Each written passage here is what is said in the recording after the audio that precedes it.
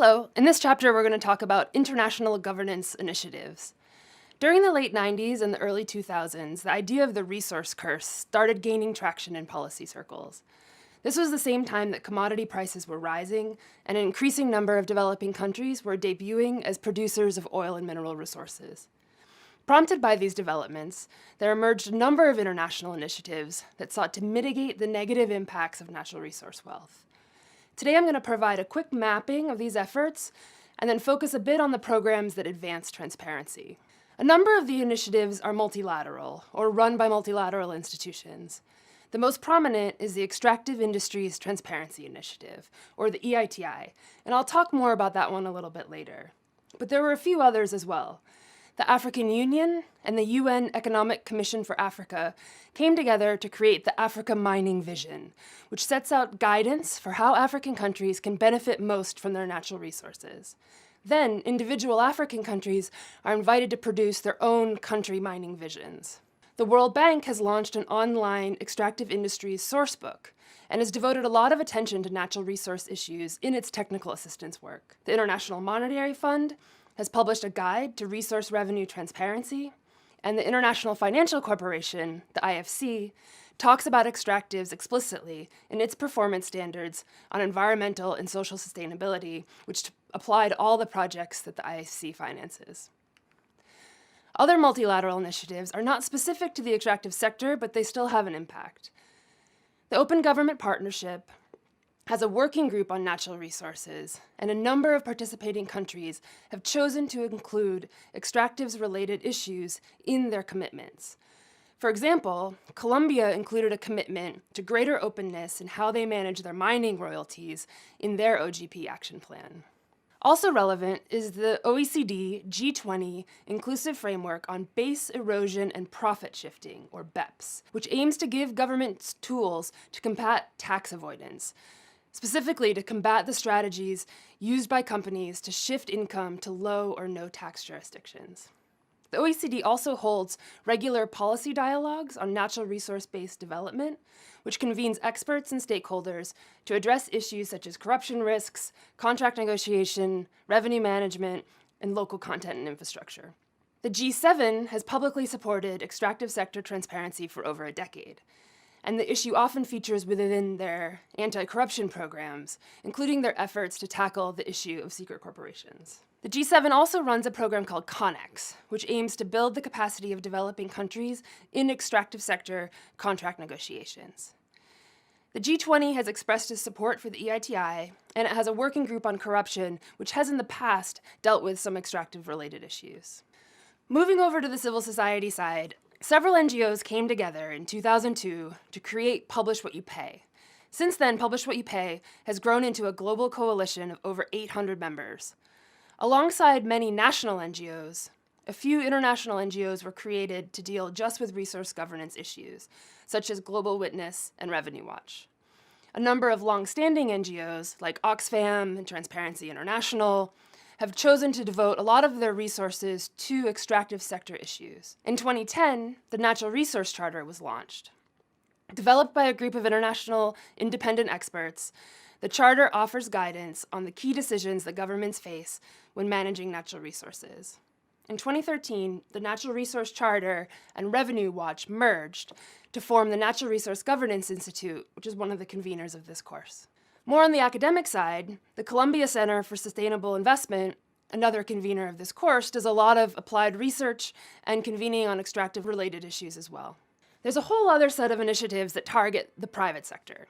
Some of them, like the International Council on Mining and Metals, or ICMM, or the World Gold Council, have mining companies as their members.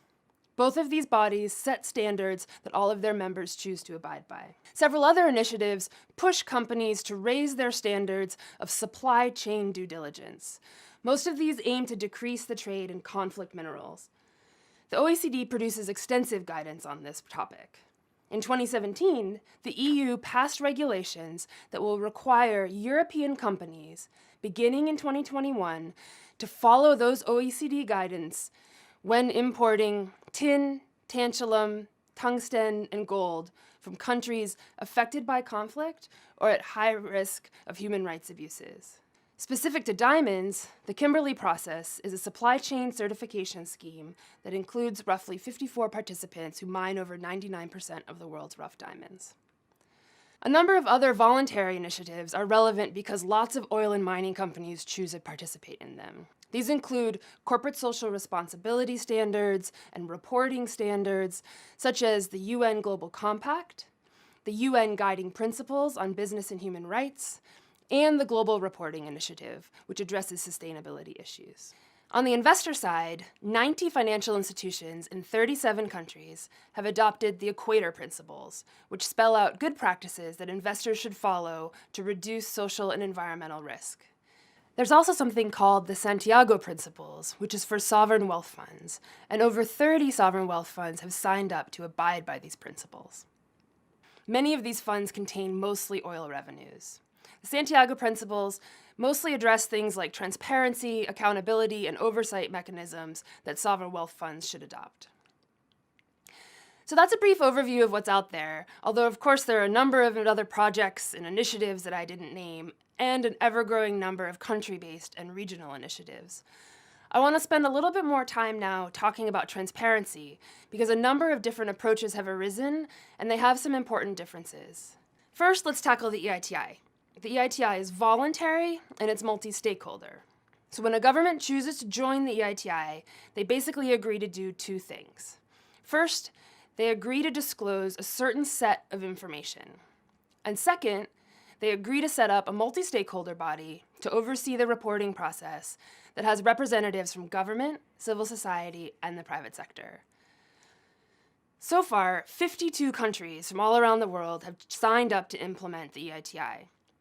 So if you're a company that operates in one of those 52 countries, you have to disclose certain information through a countrywide reporting process. For example, if you're a Canadian company that's working in Nigeria, you'll have to submit information to the Nigerian EITI, even though Canada itself is not a member. In its early years, EITI reports only included a reconciliation of payment data. Companies disclosed how much they paid to governments, governments disclosed how much they received from the companies, and an independent administrator was hired to compare the two sets of figures. But this kind of transparency is too narrow, so in 2013, the EITI expanded its reporting requirements. The payment reconciliation is still required, but companies also provide other important information, such as a registry of which companies hold licenses, financial data from the state-owned companies, what share of extractive revenues go to subnational governments, as well as others. As a result, EITI reports have grown much more useful and informative over the years. In 2016, the EITI standard was expanded again to require reporting on beneficial owners of the companies that hold exploration and production licenses, a key step to making corruption more difficult.